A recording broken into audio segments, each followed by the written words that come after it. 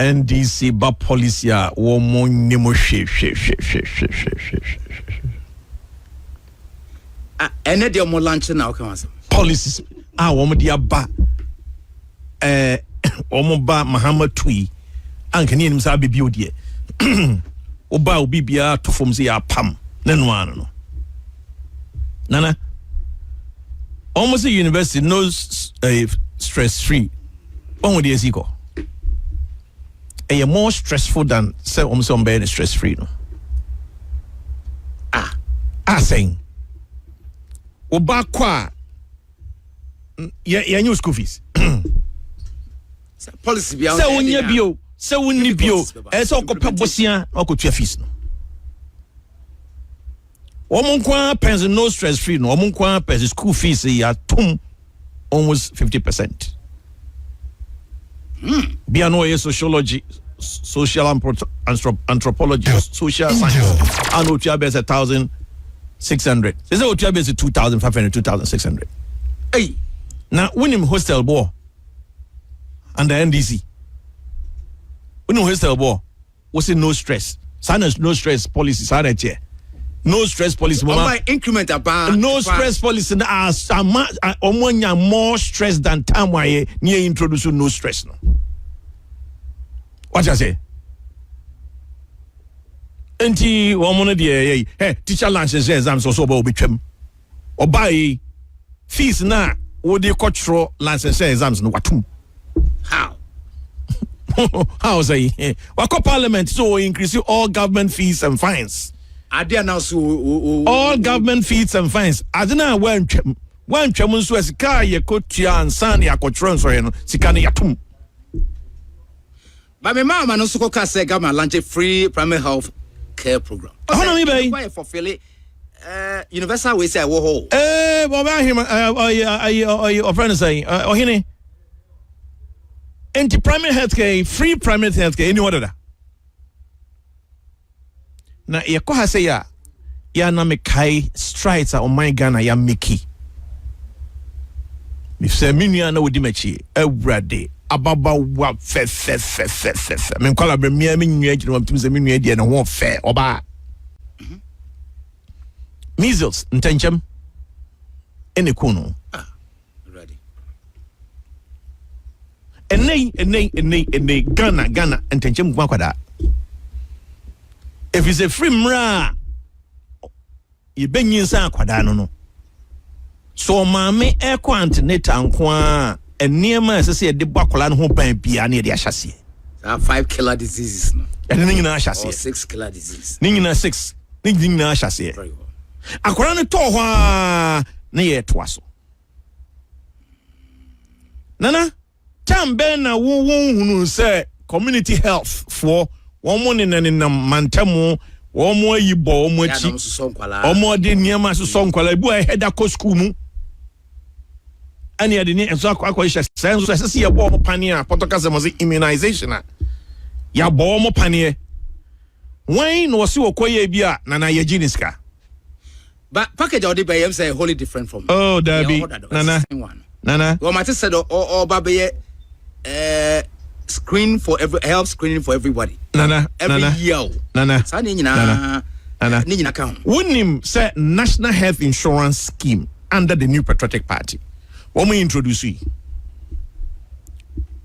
Dear free health yeah. On say now yeah, but I no lunch at den cry. Would you 10 be it does a duplication and say at the same thing here, yeah, said Dino. Oh, money woman.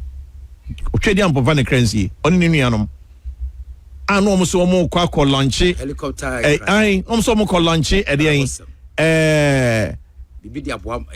a community, yeah, the friend of community mining. And almost changing from community mining to responsible mining. Ningina, the same formula.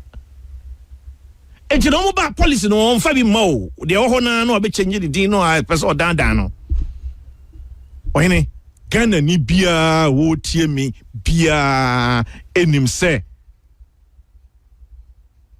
your cheap compounds, your health centers, your polyclinics, your district hospitals, no mum na eno so teach you community of friends say free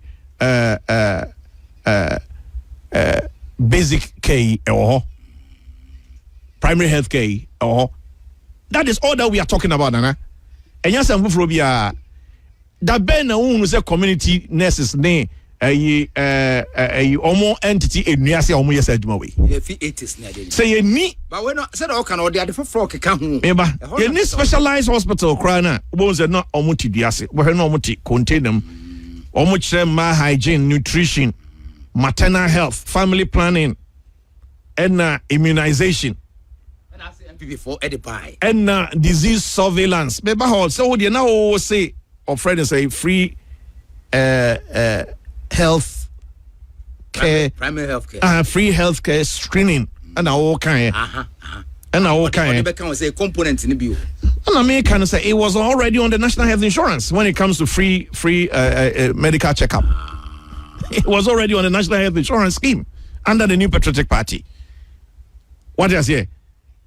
You must check hypertension, diabetes, obesity, mental health issues, cancer health screening, antenatal care, immunization, and growth monitoring. Sanyama we say na eyadia o hodada. Nana. Ebu ho yetimi ya to the say health workers no obohu na omo nam krofo fie no. Obehwe nana na omo ewo ofrene saying sorry them no mo call schools workplaces baby kra na if fuafuo mu kra na omo twa nkrofo ewo fuafuo what do you say enti nana ho asem ya na yewura Mahama ka ho asem no wo say wo asa wo rebrand no idea already hodada. If it's a existing hodada dance so was sarcasm say a flagship. Can you imagine? Professor te said professor te said you could black car say presidential jet is in a pristine condition. Professor what you say? Engineer, dear Tienye, the new patriotic party introduced the national health insurance scheme. Samra introduced the national health insurance scheme. No, time no health care and free. Time no near idea no honey friend cash and carry coffee ko.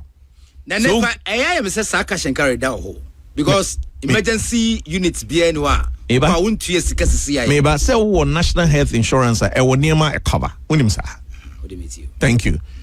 But that time when utikra ne payo na abeko hospital cash and carry. Na woni sika. 90s. Na woni sika. And you just obeko fia koku. John Ajekum Kufo property prempa and ho born to draw. And was there be. Ni kwa se banisa. And ye cash and carry ni free ho and you introduce a national health insurance. That is true. But if you say a cover I am credited Rollins suka. Oh, dear. Now cutting for no chassis on the ma almost as one more dear say a credit home bibia. Bibia omna de buy. Bibia omna de buy. They actually Bibia omna starting from Kran. What can name say Bibia omna de buy. Mutual health insurance is not the same as national health insurance. But so person here say adie bi wo ho anywhere will be there by classic example of friends the national health insurance free senior high school policy on fa northern scholarships ne ho no yen describe as free senior high school mebo send the northern scholarship or you rank kroma na de buy send na ho cocoa board scholarship ho that's right. Sana get funds also etime boa encrophobi. And anyesa. Because I get fund Jerry John Rollins na de buy. That's right. And so before introduction of free senior high school, na get fund. That's scholarship secretariat all. Thank you. But there's nobody about me argues that na adodan kwa kufuado. Obema na tikoti so bienem. Bien about me argues that you want a free senior high school. Please. secondary education to be free. What's I introduce STEM account edit tintin TVET page. Please. What do you know about tref? What's the crap pen? And they are noted for say adia or dada. Near bed launch is a flagship. Can you imagine? A rebranding. Flagship. Innovation. Where a flagship program? New Patriotic Party. Nana, under JQ for the National Health Insurance. This is groundbreaking. No crowd was the free maternal health care as well inside the can home or pencil. Na oba when you saying na nem reson no ko aspiti otimi ko no adan prisoner because costs SSA utiano cash and carry. When onya sika ntua no oba wo afa no ho afa ne ba na nso wo the prison e hospital because of sika ye be tua ne yi na kofie. Ye hu ne ma pa under NDC. Na enduru mre bia na mekasa eduru maybe yema ebufu ma ne boss ebroso the time bia mekasa kira santeman se utwa ketra maria na onwi enam bia NPP na nkasa na ye mo ankasa mo dia hwese na nsan yes ye betete mabunu ma omo asua coding digital skills coders program yama enkran 24 centers yama voter region 14 centers northern region 11 centers.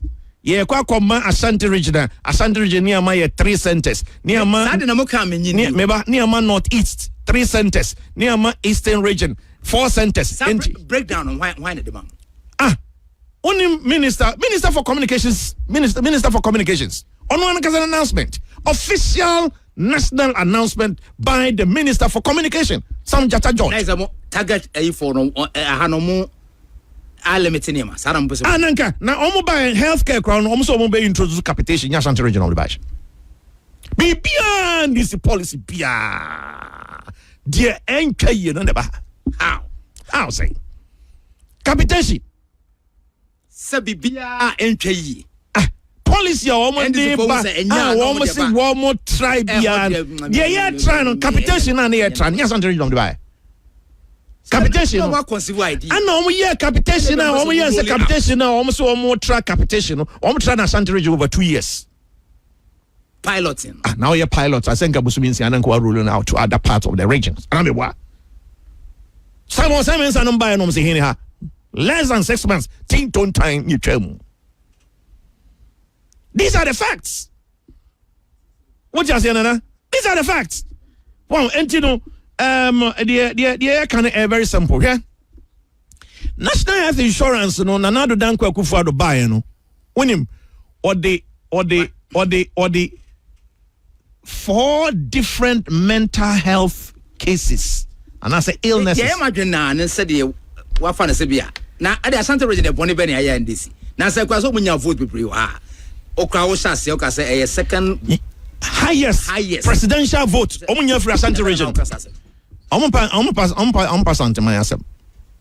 I know there more examples. More examples. More examples. Gonna see a more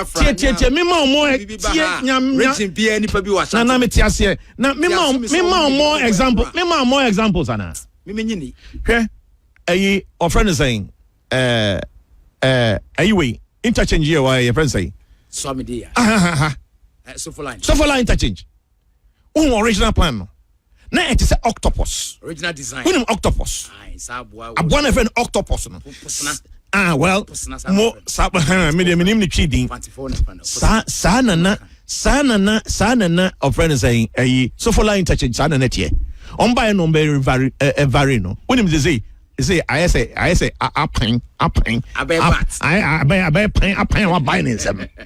Oh, I know what I know. Now when him say, interchange bianswa, ya na ne mind no, e kwa kwesi ba bi easy traffic. Ebu akwa, ana omugya no usted.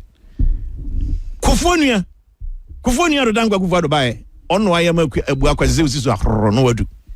Hey, o friend say, Kofonia do dangwa kuvuado. Hwe, o hwe o friend say, asokwa interchange. Omujano Coca-Cola. Yeah, man for painting one. Omuba ya no omujano omujano exhibition center omujano over say riri yeah adodan kofoni adodan gwaguva do buy 6 months kra nya den amo ana okoko renew sa loan no from France ye no so omde ya atra dompoasi junction say edru aputuja sa ana omo na no omesa meka nche ya omo say so me interchange no eye 40 no omo teso no omde ababa be ye omde abaye a 3 tier interchange digital skills no yama 3 centers codes no coding job codes training centers no yama 3 yeah, my voter region 14 and see check computers now. Ashanti region 150, voter region 700, 150 versus 700. Abra Ashanti region Emma Yera Mahama vote more than voter region. This is a state. Appointment crana appointment crana otu na tuwe otu champon ni dinda why he be na tunchen. I don't know say Otua champion did the honor and Gambiri did the honey yema positioner. Ye do Otua champion bet to Jenny Yama Gambiri. Me say, ye fire one thing. And yet, Trabala, Nemum, about appointments are a dear, Sessa will share and your potocasm were friend equity, fairness, and justice. Equity, fairness, and justice goes to equity. What I say? Say by elections there. By elections there. Oh, for room. By elections there. Any obia be contest be win bia. A contest one winning. Listen to me and listen to me very carefully. My submit this argument me on Facebook and other places, and I still stick to it. I am not a tribal bigot. I am not a religious bigot. I am against system one. Someone embrace all the tribes. No, man.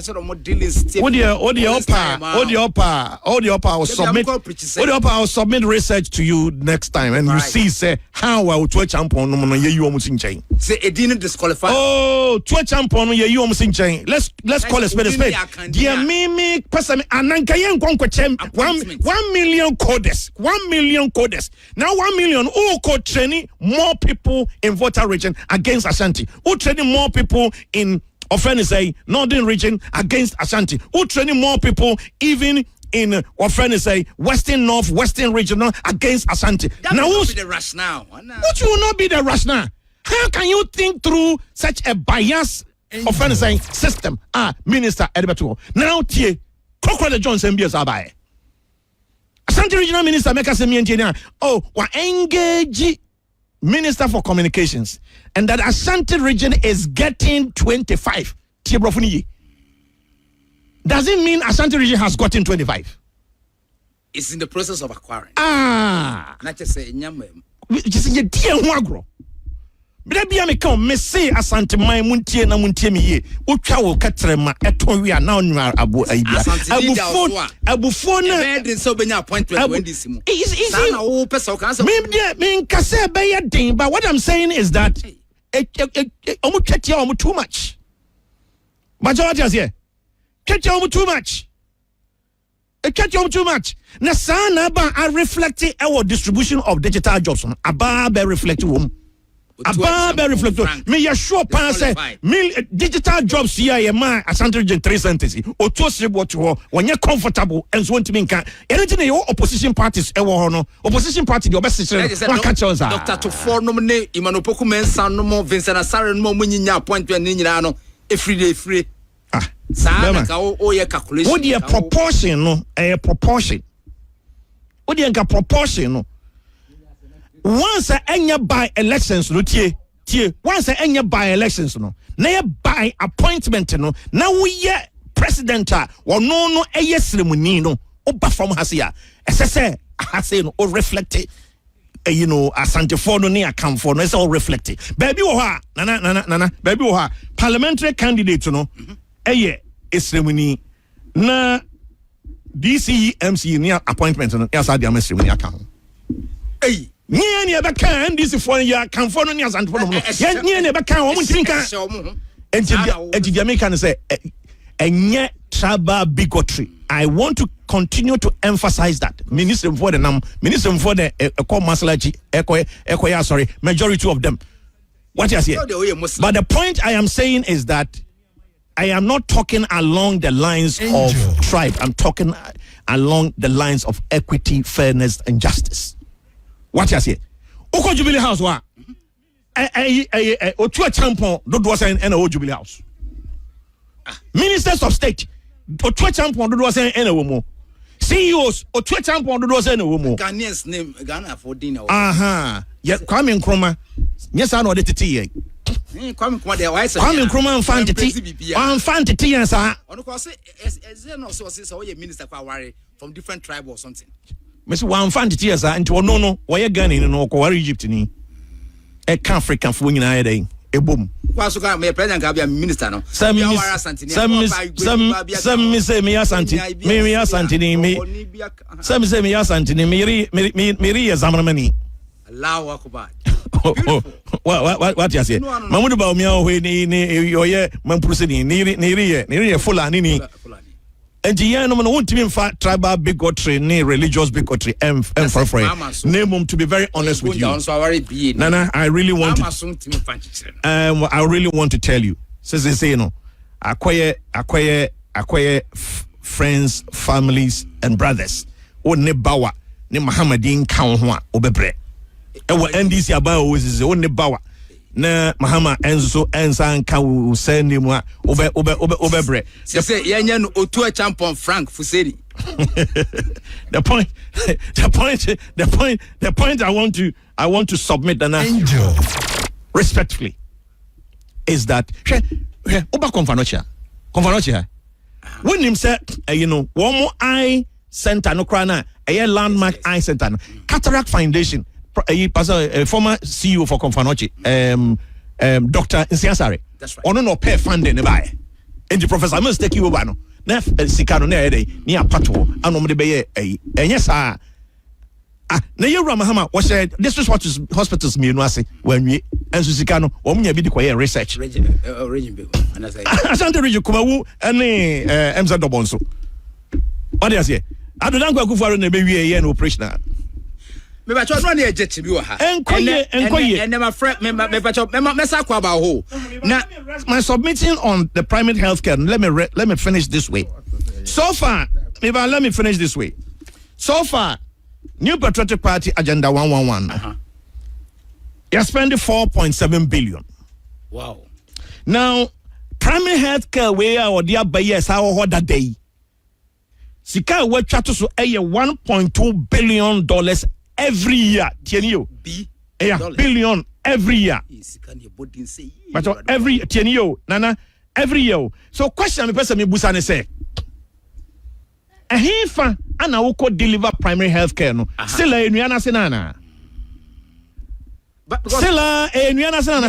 Containers na senana. And then am hwe. Na adentina ne on fan konko wura agenda 111 mu na onye because every district hospital bia no e wo community a mu dodo no e rural communities a on betime anya sa specialized care no e wo ho. Bosomtwe area kwam se ba ko bi ho a e kama. On ko to esika gukwa. National health insurance ne buy no we ubetimi dia funding would be dia ko run national health insurance mu now the yare na anasa immunization ne yama na cover no now dia kokko strengthens our part still under the national health insurance now they make an what you say there say they make an say under one say 1.2 billion dollars we says it can be every free national health insurance fund and akeka sebi producer sebi producer yansa sembedo mami mekwa ba ho afide dem nsa eda angel nkoba bia angel 96.1 na another kwa the soldier nie na Ishak Prope na kana dwene ono ye NPP benua pa eja Otua Champion Frank lecturer panyin enso be kana dwene sisia na ya hwede ho me shase me pa joan that's benua pani Ishak akasa bebre but I think say it's okay or every right to say your person or can be provided say head to be and say it will be our can 7 adwene. But I take exception to it say do to a champo. Your chance. It did no be disqualify. Well, come in. It's about competence. It's about long service. What does it? It's about long service, about competence, and it's about what does it? Loyalty. Yes. Primary health care. Can honor be na say oh yeah NDC ni na odino ekoya kandia. Don't misconstrue me and then misquote me. Said na ono agenda. Sure. What I'm saying is that many penny shall be say so what you two champion now if you bear I can't name in your can name yeah chaya in town so if you say oh yeah, that's what he said. So that kind is on record. And I'm a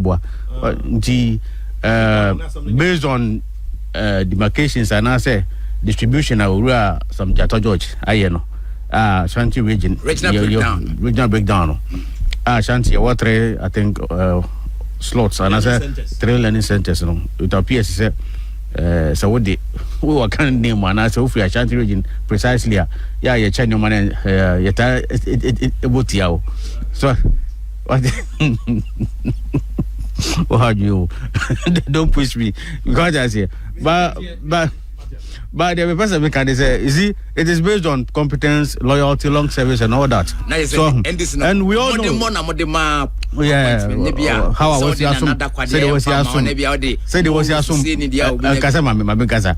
Said there was here soon party nache. Wa hon former woman party no. So what I say. Any no. Ena bigidi sempa for ejina so edemo appointment. Oh, minyabi. Minyabi sana sorry nyabi. Minyabi. Say so you must want to know you are now. Oh, why not? Yeah, we've been communicating for the party since the last 5 years. Yes, but I hope so. Say nice guy, communicating fine. Man, not having to. I mean, come on. You go so. Sabi a channel reshuffle so. Then very reshuffle. Say reshuffle, Baba. Nah, reshuffle no bad. You say be a business be nyabi. It's my bregu. Obi amrengui. Yemrengui. Dina mo. Obi amrengui. So we are yes you go so. And their name is ceremony na. Yeah, pay mama. Adra obi kra catch say position abekodo. Me go for say ni kabidi ho nya say betu. Na just say am for ye nya sa oh but I say bo ha idi ka say mo so idi hwe. So dey there.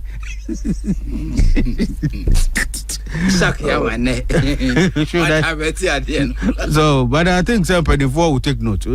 On a more serious note, Henry say,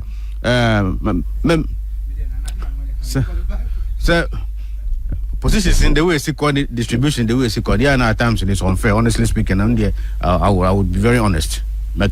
So what I say, because you're paying for to say, Ura Johnny or say Kofi. What I said, former deputy chief of staff. Abiyaba yina yentini din ura PV jantwa ono so yeba yentini din because na wasako holding din ba become so that I say so ono so nya jantwa bre what I say ntino because say a long service and they rewarded there he's paid his dues why na juma why they suffer bia say competence the man more for a very competent ura PV very competent me pay din bi manana about din bi ntino so okay say dem dika kan ye chen wi nti ye hwe say the old buy kan ko say oyanum so ntwe pe ye monpai but back to the issue I think 16 months new oh some NPP ABC there were times now monso Crawford can say friends conspiracy in Crawford ye bia that to say no say this corner there jobs there my 3 learning centers and I code in there no so look at out of 130 okay, I know. Yeah. And the clear, very apparent. It's unfair because see the population in Kasa, Accra, and the largest population in Ghana. Call me doubtful. So and the largest, but they're very close. Very close. Very close. And Ashanti very close. Very close. Constituency, Ashanti region. But comparatively, what I say? You know, Senka Kra 24 centers there. Definitely Kumasi should get be at 23 and now 22 krana and Kenya bad. Pepe. So I say, until sa o Kumasi miensa, now man cry 24, now my voter 14, now Kumasi 3 there. And escape home. Escape home. We see oversight. We see. When you oversight, I think it's a deliberate attempt. Deliberate. Apart from deliberate. Apart from why do you do that? Apart from Kumasi is a cosmopolitan area. Region Biasu Nipa Kumasi. Region Biasu Nipa Kumasi. And Kumasi is flooded with a lot of what the youth. What you say? I know benya trouble. You for no bebre wa ha. Esa part of this person nipa ko IT mu bebre a. I think the centers in Kranko kamo de be 30 back Kumasi and Kenya bad. No. What I say Kenya bad. At least mo fa bemra say nyina ye say right now no mo partial. You are being fair. Nipa na kam, you know, there may be a you are inside into Oka baby and I say, Sabi, Ubo Biachi. But Omani Yachre. What I say, Omani Yachre. And if you seem to be partial, I was a catcher, the whole year. It appears you are being partial. And then I saw my voter region 14 centers. Number Ashanti region 3 centers. At the Bonibani Ayo. So what I say. In any case, vote to sign the Master Ashanti region at the man and DC. And a vote to sign a free voter. To whom much is given, much is expected. So that's it. Too much is given, much is expected. It is a voter maximum close to 700,000 votes. Now voter amount less than that. Now so all share the cake now. Proportionally, I was saying Kumasi Nyabiche voter, and Ashanti Nyabiche voter. And the Abaso some Jata George. Sir, Ashanti region, day in day out, we are becoming more bitter and bitter because it appears that Nima Yechening now Yechetia Ashanti region. Yes, sir. Yes, Ashanti region. We are not being trouble. We are not being tribalistic at all. We are not being tribalistic. The air course one, I was saying we should get our fair share of the cake. Yenya one. Ashanti region in one. Outer Ring Road in one. Thank you. Ashanti region in one. A region like Ashanti in one pay. Uko other regions a binya 4, a binya 5, a binya 3. I don't know why. Big push. Oh, we have to be questioning the authority. So what I say, and never be how we are they are consolidated vote in Ashanti region. See the development about Ashanti region. And I make us say, yeah, near the Ashanti region. Since Ashanti is a cosmopolitan region, no. It affects a lot of tribes. So the development about here. Therefore, you will continue to get what the votes. Sanity. Ekoma Ashanti region. Invariably, Ekoma Ghana nyina. Sanity. And you know, I was here. You did Chafan the door na day. Communication na nkasa ne crocro de John and was at the betterment. Why issue statement? And fair. Or say centers ne be Cocaine University. But one ka centers are Eco Legon. One ka centers are Eco University of Professional Studies. The administration and something they don't add up. Marco Fassama Banasa, let's say pursue now. It was a no, we should get our fair share. Honestly speaking, we should get our fair share. National share. Appointments, you know, the infant but the developmental projects, you know.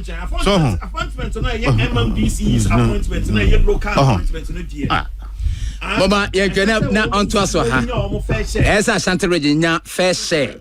Of the national cake, that's right. So what I say. Other issues also. Let's concentrate on the presidents. As I have CEOs, deputy CEOs, directors, director generals. About a common DC, MC as well. What's up, baby? You want from I think it should be evenly distributed.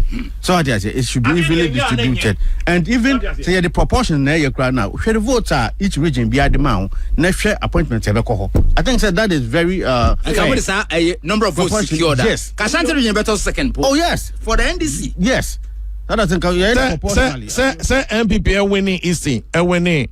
Ashanti, winning Northeast Nintino. Out of 130 ministers, 130 learning centers, no, you might 10 for reward. A reward, no. Why punishment? Why punishment? Eastern region 4 centers, Ashanti 3 centers, Northeast 3 centers. 10 out of 130. And Tibabia MPP winning yanadie 10 centers out of 130. Maybe I will not even speak for MPP. Okay. And the laptops laptops 6,500 no. The person who say fine. That wasn't part of the topic today. But what I want to say is that, say, if we end up developing Ashanti region, it will go a long way to help the party NDC. So what I say, it will consolidate our votes here. Because you have a chunk of votes almost 700,000 and above votes in Ashanti. So the corresponding development Ashanti region, it will attract more people into the party. Absolutely. What I say, but if we end up giving a friend is saying Ashanti region very small or very friend is saying minimal way development, it would repel people. So they say people will know, say indeed, Ashanti region development. But what I would say is that you should say development of growth market you go currently phase 2 of the your friend is saying KGTR project Dubai. Say so they say ahojo dual carriage dual carriage you go so no say then other developmental projects are yakon so I'm interchange say very soon contractors ekon ho amoko the multi project so no so man for kan no be the design 4-tier interchange na you heard the designer say ka say yen 4-tier structures buildings be brewo so I'm enclave ho e be enokrofa city expansion they say it doesn't matter. But there be residential friends saying ko bubu atu no compensations are you will end up not completing the project of our Daruma. Say the 4-tier no clear the 4-tier now we end up collapsing or friends say destroying several buildings along the road. Now we will end up paying compensations. And those compensations a bit affecting the quality of the road. Why? Because the Sikaya EMAX said the project, who got TBD compensations are a bit affecting the quality of the road. Sorry, the project, And don't think they say, 3-tier. Young Yanti and what's that? Young 3-tier. The Siskano, a big bro Sokrana. Other areas, Tafun, Shire, Sonomo, inner city, you met my career, Sarpani in Ida, Eddie Amaomo. So I just, and when I answer, hey, you better three more can be an benefit. That be Bianca to us, Bianca to us, Ubiamo to us. I train here by Bayano. Budget now, Uncle for residential buildings and Sano. Nianco to says a structure, some run about an Ancasano. On the right, Phyllis be the one. What was I sorry, there been more been an issue. A bus I was more than out to and you will pay compensations. So I say, no. A complex issue. You can a complex. You can sample Sano. You can say a young 40-year would offer share the size of a 40-year interchange. Ghana Bua. Pocracy DU. Would you just visualize Pocracy interchange? Very large area. And to look at the Kukuru, South Pocracy interchange, the basis for me, I say, imagine the number of buildings I was in demolition. A bear fair, but Ubu Dime Bebriagu for yes, motorists. Yes, but Ubu Dime Bebriagu, you have to pay compensations. Primary health care. Primary health care is not loud. A very laudable idea, but no, if I say demonizing, and yes, it can be an idea. Primary health care is a very important or useful venture. Say, or membiano, so person who dachina, Oshasiene, so I just yes, and no. Sa immunization na kaneno no worker bibi se na ye won krofo mu na fear no mo poliomyelitis na ye won kwaran panie said what I said be ya kwara nyini a on develop polio adan say onya ne nan baby enye den enche anase ne sab enye hwehwea no sa nyoma no mampani John Dominic Mahama pasa osan dey ediba. That's right.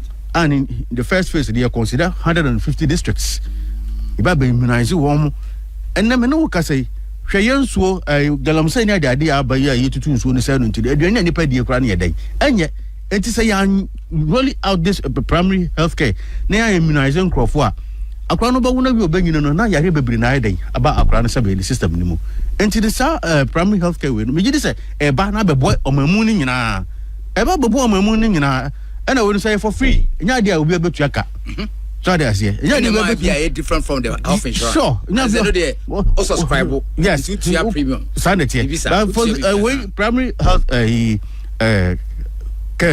Obiani will be to simple and capre. Yeah, but obia be immunize obia so what you say sound man crowd call some maybe atwa man ke dia covid by crowd can impact be we so of course so they say because the immune system is very stronger yare be about resist say yare no and it is we should embrace it yen nyina yan jintum oh na ya hu nkrofobia ade papa bia ru John Dramani Mahama be bia na and before person mo boto twene oh te so mo de omo nkwa ni nyasabo kwa ade papa bia bia no mo say ya de baba bia na yenye so national health insurance policy amokan the idea was conceived by Rollins Mumpo it is the brainchild of former President Fred Lieutenant John Rollins and brainchild and all this idea by or pilot so I say mobile na mo so mukwa the first time we crowd walking out of parliament then time na this rule adoko form na no parliament almost sorry the idea already ba kra nyi mewa mobile mo so mu na mo ye ni no abaya a friend say property of this country yina no say be ye just one so then of course free senior high school it is enshrined in our constitution how natural Ghana constitution how natural Ghana for consultative assembly and a draw my penny na also JJ Rollins of course excellence of course the soldier of course and into free senior high school no sabi angel ono nitiri mo po no hunu say tabi emre bi bedru sa friend say ma we ni bedru pempen so bi no e wo sam mabunu bia na na sa akwada bia no enya friend say suya hunu na school so I say adesua no e free ema akwada bia until can say free what do you call it yeah sister friend say progressively free kakran na mo say debi free senior high school akwara bi anko school free and nem no wo ka say akwara ko school bosom ba ko no be di fie bosom mi no so I say we only this program up 2017 for good 7 years month to me and fine tuning and who the challenges are now a big devil your friend is saying free senior high school mama no can say problem that's so the issue of accommodation is a problem our free senior high school and no can say you need one friend say unified calendar yeah the run senior high school free from 1 for obafie now from 2 and 3 4 from 2 go track yellow green one double track what is what's your school no what's your school system no said the omo shase na sacha na do nim calendar da be na form for be makwan yes wonim enso kan na me no mi enu nyina yanim say makwan sabi off head long back ni short back ni nkora makwan nkora be school ye nyina ne yanim nti na sakora bi kra na ekwa boa ne mame sabi kro kitwa mu ama na obo no fu yo na ade a wonim se sa time yo de na me ba den amakwan enne yanim so ati curriculum kra na nkora yi use school kra hu books kra no ibi ne ho enti mo be ha Ghana NPP amanyuko mo be ha Ghana bibia na mo pilot kra hu how feasible the thing is no mo jagum mo implement it so ati free primary health into pilot na say oh you be pilot say you be in the say consider 150 districts in the meantime ni ahwe how is still piloting now we have to pilot it and see say bit my possible ni rolling it out nationwide so ati until but no can be say come dey ko share insurance na sia fa hwe hwe mu na ka boa my home fa hwe hwe mu bra binum ni ade fa hwe bibia mu experts are omo be say free friend say primary health care no I guess our experts now na run free senior friend say national health insurance policy no omo na ye so I say we public health for adwuma so that's omo na ba be say adwuma we no so nte be create job opportunities kra ma wo mo allied health for na omo we school bebre omo fi omo nya adwuma nya e ba be adwuma ye den e dey ama wo mo ba be 60 centers I think the facilities be 300 it will function like the chip compounds no so it will function like the chip compounds no for and you mabro be nya adwuma ye no papa baba bia na NPP for I said Dr. Ishak me yes so on tia na see concept wonya hu ne ye so what I say no obagu so no oba so bia no kom no ase your friend say da bia NPP for no say oba da me say na o come abon someone oba bia no kom omo da bi na papa bia no omo mpene so angel what I say onim say someone mo ye nyoma yi a they will wallow in what opposition until omo nya de papa na mo de ba ne omo ba to agu so what I say ti say de omo ko fa agenda 111 ba yi ye kan bia say no sika e wo nsam no na ko fa see hospital and then ye hwe ba ku bi pa o ma wi facility ko ba fo am say ko sum baby dey no ma wi no ye agenda 111 no ba be say just na omo they were over ambitious hwe o sika 1000 cedis sa 1000 cedis no ebetumi aye ebia anopa duane nko an na sa anopa ne ebia duane nko an so what you say e mo nipa be 5 wo se dabi because say mabusu afo nyina aba mu nyina mo medi sa duane kitwa na ye friend say me ba be no an bi yes mo $100 million some of the Bayer hospitals as at that time no more market Ghana regions into even 16 and so they bibia ni kra na enka mo ma region bia one regional what hospital 16 enka mo batimi awi atmosphere ho ama mabuna sa bia wi school nurses tifie nya djuma nyina na nya djuma ye kan biara NPP for say that ye be 111 hospitals and na me no ka say ba kokra no ye wi na mo so say ne mo wi ma next for bebre of you sure since 2021 omo ba ye na Afari hospital now it was nearing completion. It was about 80% complete. And come with the kuma bi ko ho a nkom betime wie manafa nipa no boy ha ene ko he what dan ngrante ene mo so mba mo so mo nya hwe ngrante di bia ene mo penti dan na mo de je fast obi am penti ko ya uziwe obi am penti festival Ashanti Fest and ora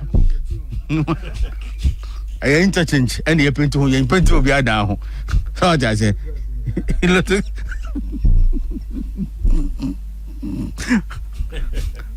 Whoa, oh me yo. Na Afari ese mo mo. Na ukasa cheche me. I didn't see the person me can say primary health care no me summary me you know. I think that it's a good program and a good policy.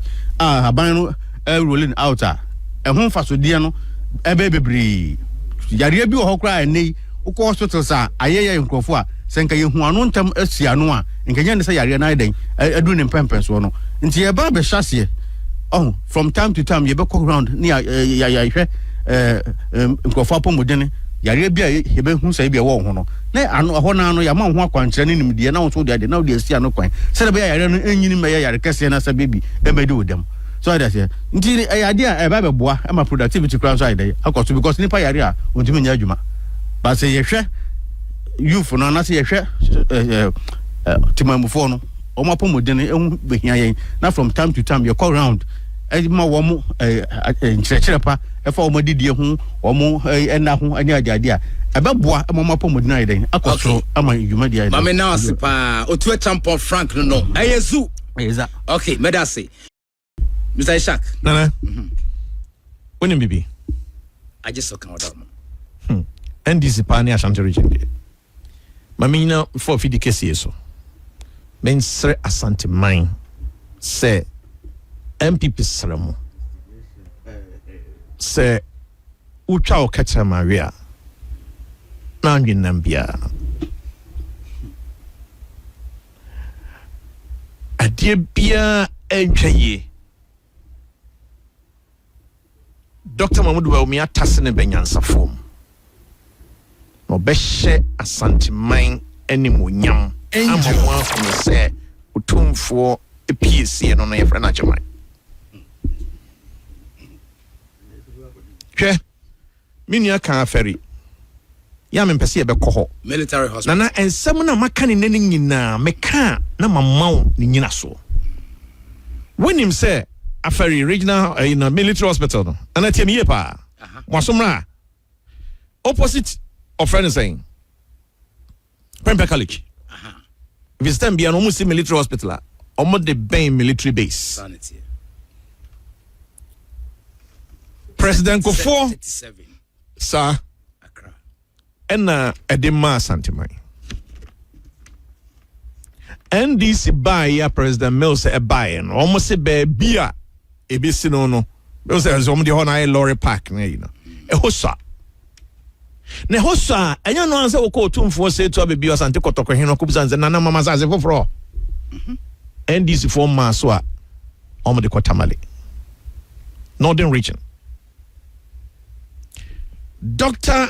Richard Anani no ono edena oko parliament apomdini committee e ono no odikan Dr. Matthew Poku Prempe ohene banapo Mama Elizabeth ohene Ajaman people's mother a friend is saying former Ashanti regional minister Simon Osebensa any Ashanti caucus no more ye members our health committee of parliament no original Nana winim a free tamale no na if you say be a Ashanti region na the Greater Accra me say muhunu the MPP NDC for ba o mu Asante man ya enka nya dia obeto abakwa menyu achiye na so be so be kasa sa mo so omuba the kejetia yi me ni obi anye infrastructure debate e Ashanti region awoye NDC ni awon sa debate da e ba ma me narrative we nchro na e kan sam na me kan ne no e sa ba be hye ne ma na say wo pe military hospital Angel Nessa opposite Prempeh College assassin eswa. What do you call it? What does Asante man no? And penny for sorry Jan no kanya o ma so straight not ya bakra. Just Asante grad o mpa pay ye diatie. E call 37 military hospitals one two foundation. What's the as a public in the JGO now? And son o mu gina mu son finally eba. Nana na say 777 previous. Mobile na mobile maju se mobesia anke ko tamale esako friend say 37 military hospital and sana finally eba ha otumfo enenya aferi na woni aferi de na nagia astasene kesia to the sense say no ye betimi awie military hospital no asanya military base e wa aferi that is how big asasena MPP and otumfo o say to baby Asante kotwen ye enti aferi na ye ka ho asebe no asase da ho kese boro so a ye betimi say military base e wo ho ni asasi o friend say no so e wo ho other ancillaries yes I agree sir young commission are operationalizing which we take responsibility me ba what you say which I am of the view, strong view, sir. Dr. Amadou Bawumia, one no by year 24 you were winning and 2025 some recrank any poem. One more by year kukwasa sa. Bosumi saying, Bosumi. What do you work of us and Biaba? And not near Cassimbi, and our official area. Akumadine. University of local government. Major near some MPP Munamaye. Yes, what in your house. Yeah. And a payan, I'm afraid. MC. Or did to say MPP, the announce was in a school be local government school be a work and a campus winner. Modeba. Alcohol.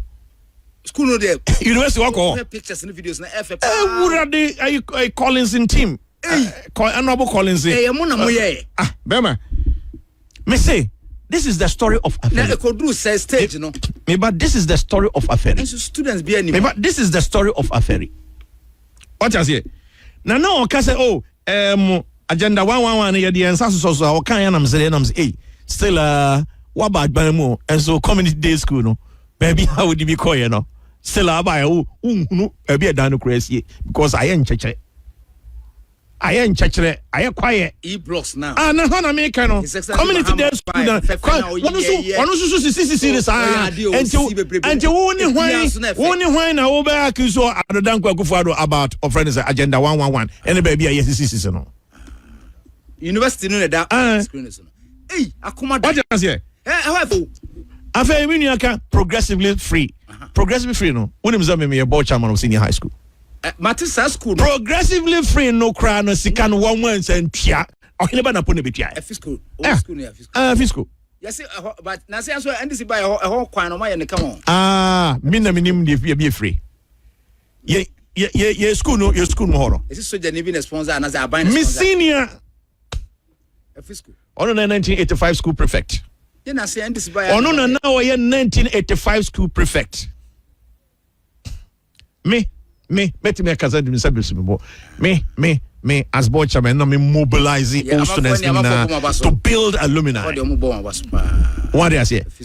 And you on kwa all students no nyina all students no nyina either say a collective o ma come ho abom as year group and as a group no more case bungalows nyina teachers bungalows nyina eguso ezbi wo you know science and maths quiz resource center yes here we are here and say go hand over you know ironing shed and so you see we all students are really helping the school. One of them outstanding CDS almost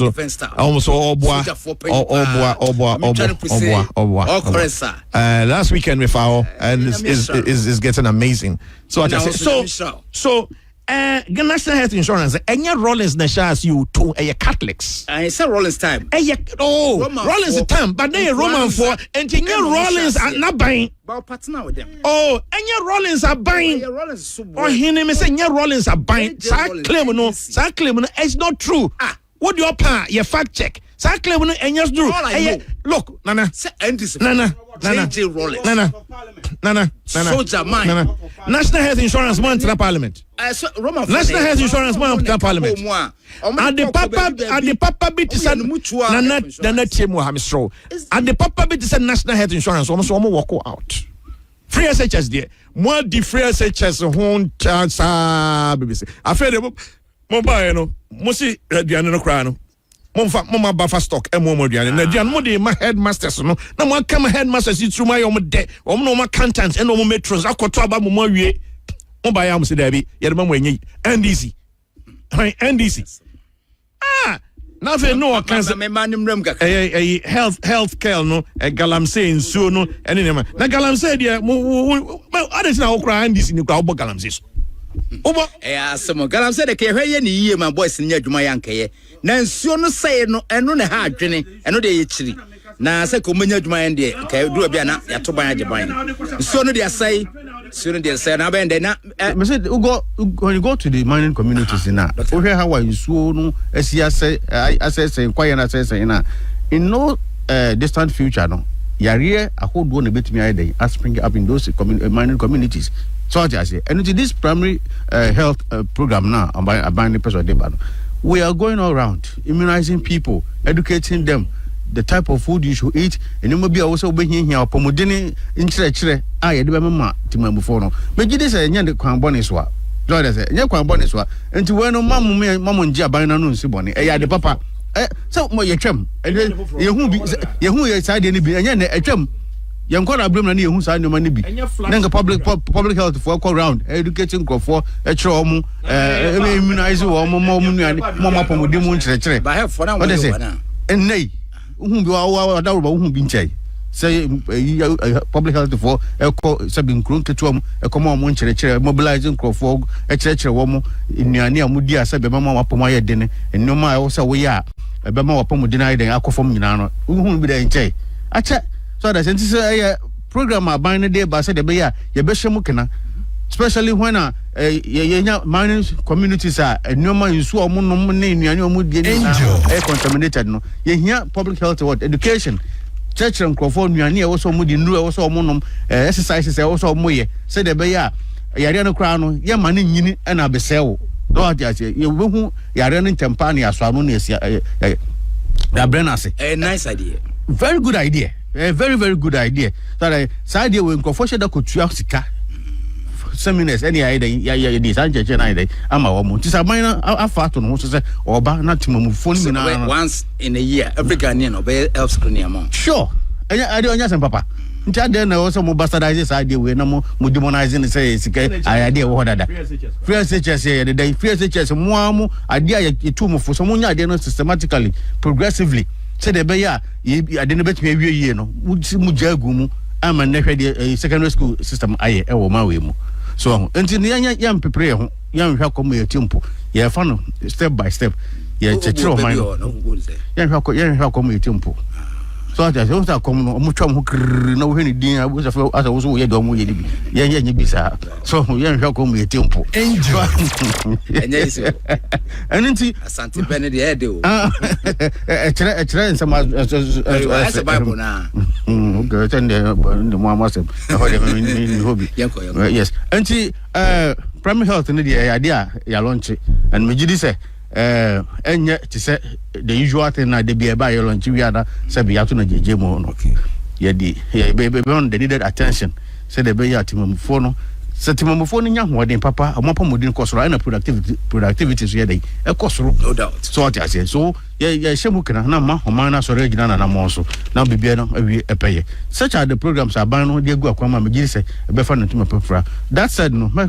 ka say e be say Samjata George say sir learning centers no 1 million code learning centers no de be say no Ashanti we deserve more what I say we deserve more train there enough train no enough region about 47 constituencies there want to mean country say oh my 3 centers but na even one constituency be akwa no man one learning center think at least in 47 na bia for lack of resources in so unya 47 learning centers in my we then kama bia be 25 and 30 so na nka yin nyina no yenya na obi anso benefit from aban flash program ni bi enti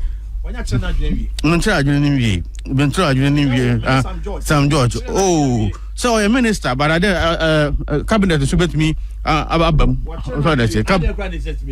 The cabinet met me abam naja or Sasan because too small a number. Say Ashanti as big as it is now. I'm on the 3 centers per day. Me just say nya baby pay ama Ashanti region. Until on for kind na yamonamo because idea. Sa program no aban kasa ho pa yie say no that is the order of the day digitalization 1 million coders information technology the order of the day this about obetete mabunu a o manage sa information technology ho no dia now you should cut across me now say e wa ha pa me be for lines no problem go ahead ma bo fide no ena Angel Nkoba bia greetings to Mugabe so utie bia obia me de sa kwanyan Chia Richmond Osei Abrantia ne ho twa ne ho akono yi pa na ekwan bia so no NDC obegina mu na wa pray Ashanti regional organizer very well we your child ye ba ko pa man for penasem youth no penasem yi pa Richmond Osei obeba next week na ya bonko until Richmond so utie dwumade ya me chia pa ya activate the ama obibia betima fresh abria Mamenko na as a ECG for assembly or why some can and one some kakra. Na me hwe de e honso etie.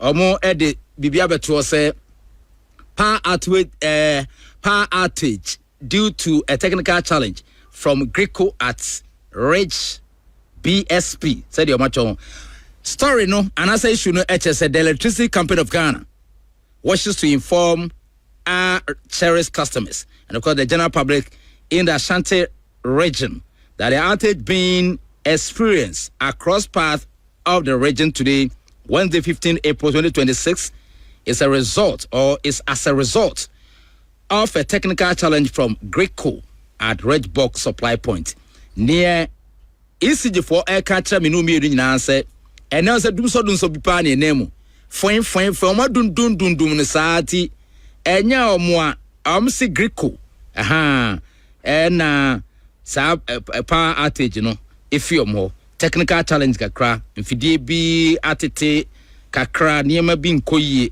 eno ne ma sa de ne ba nti omopa obia cho nti say Red Box Supply hono Reg na problem no ifia aba ma omodundum kanea ho nti asa nya de Ashanti regional chairman kan na enye no kren sese o say engineers are engineers are na put time odo mobile kumase no omo na e cost dum so no abra the real challenge dey e wo ho abra NDC for crown. Announcement now so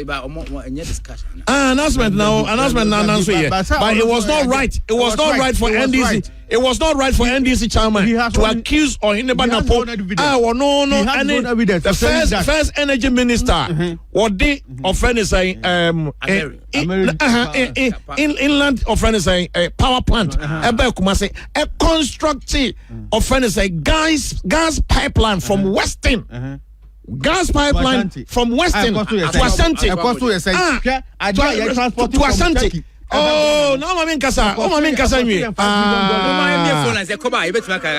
Madam, voice of the people. 0246677566 and only 05026677711. Never be coming ma. Your call is no time. Kakra no musu kambi. Saso mo kahun. Hello. Obetima fresh here. 0246677566 mayente woni ewo angel so sesia na yenwe kakra woka benim se power cut na bia ha ma for chiro dia nti so person fra betima fresh sesia aha na enen yeah train callers no yes na me of yes me engineer me person me kan say mama no nsi wa mama no nsi person tiefo onye ze me say onipa bi te say wo hene ba napo the first ever inland power plant. What the ba angoma so here? K1 PPT plant. No. The gas pipeline out from western Ashanti region. Say you find several Ashanti mine and it's the environs. One no kokofa engineers say one more enudum kania Abra one kasa why announcements is here why Nkaniano aircraft Abra and this in Nankasa as we procure 1,000 transformers and the main reason air cost society and a transformers are overload the transformers are my uncle be my friend you 0246677566 is your beautiful lines no John Dominic Mahama a crab free take I marry no the free I talk right about master and one and I marry now Debbie okay that power plant now John Dominic crab free toko Turkey you know transporting that plant from Turkey to Ghana it cost you $5 million but Napo air transported side plant from Western region Takrady Airbag Mason costing $32 million. What do I say? The records are there. What record? The records and also tell you also tell you also tell you so that's it. $63 million. What that's it? What that's it? Costing $32 million and engineers are more Mobogu Ashanti region and a more the most sabotage system no because Monamudo Mobile and the party should be unpopular in the region. And on to mean Suda Nana Kwasin Lusuda or win massively a landslide victory for Nana Kwasin Mumpo Obe winning up a tetem Nabu on Kahun Kra on Kahun Nana Kwasina Neba and a dear Badi Obaba Kone de Obakum Bolin de Obedu on a Tangano and then Yasamno and unti no my cost was Ashanti region power outages no engineers now ya demo about Ashanti region more sabotage system no it cannot be what I say you are I know they said why announcements is here I know about natural good crataso I know about natural good crataso no that from but the real issues I cost ECG one engineers in be sabotage system no as the regional chairman can you know and from to am hofo anyesa yeso be to hofo engineers na more ECG deliberately more sabotage system no more person the party or the government should look unpopular in Ashanti region no more to home for yanso be to your home for so they say oh my train digital learning centers and you want your home popular in Ashanti region and then and then 2028 more be shock what I say and ECG for engineers no more to home for because the more and more system no so that say the more and more system da bi da omuntu ntia because ye ba omoba what I say the ye bia no e bo ma youth no ye dey on aspirations about LGBTQ ni yanka LGBTQ plus say oh you betimi aka time ro LGBTQ and this way bill no mo be no more passing no more sign no more akode ebi say Yewura Mahama no ankasa wo twere book enipa obeto book na boden e wo man Ghana e man no oyege Andrew Solomon no more some no oto ni boom na wo yonko brabo pa ye gay ya titi mu no bi akofo so na o man komo no sen komo no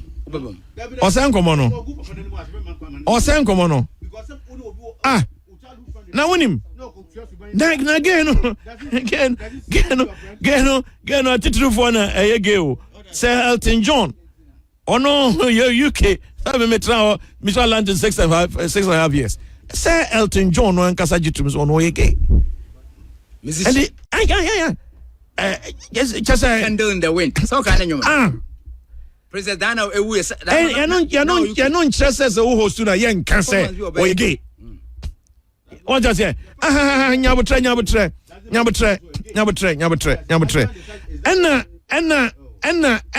enna o ka se na Kufuado bill no on sign so on sign oba obe sign oba e wo se o kra de ndia o pese o ye the government sponsored bill private member is there also ye the government sponsored bill oba with about 33 bills in our parliament under the state of emergency, including one cedi per every liter of petrol. Now we're introducing sir Dumso levy no. Na maka Dumso levy die. Mame sankai Yewura Jinapo say emrane ade share Dumso levy ne say every quarter until it's due 31st March 2026. A due say ever so submit a full report of 1 cedi per liter of fuel na D11 na yetuano. Say and they saying 16th mebwa and still counting. Bra report on 1 year day on farmer metro 15th. Bra a report on still on vanti apaho 2 weeks. And to one more say or the beba. I fed you uncle can was LGBT the crowd here and ka and ya dia and here oh my Ghana very necessary pass for cancer. Hey John Mahama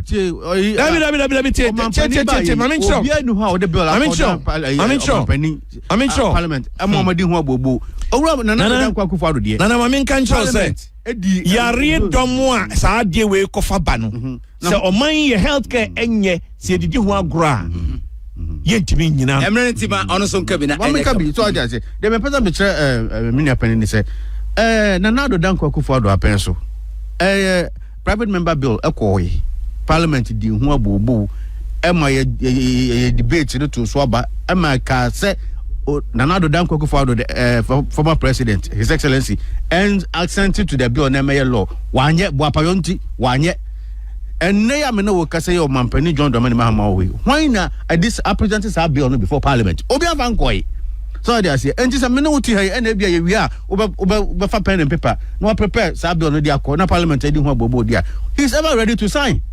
So there are more pressing issues or mampani the dadwin that the so or dwin so man be fan into prefer mabunu benya dwuma ye kania fuel price ni the idea and no I occupy a friend say the time and until so obi an fan koya ono ntumi nkoshe obi achi nka just say prepare the bill and let me sign so there say and until no idea we akoso LGBTQ+ ye nyina ye nim say musami for echiri a Christo for echiri ye na nanom so echiri sa be a friend say the year no.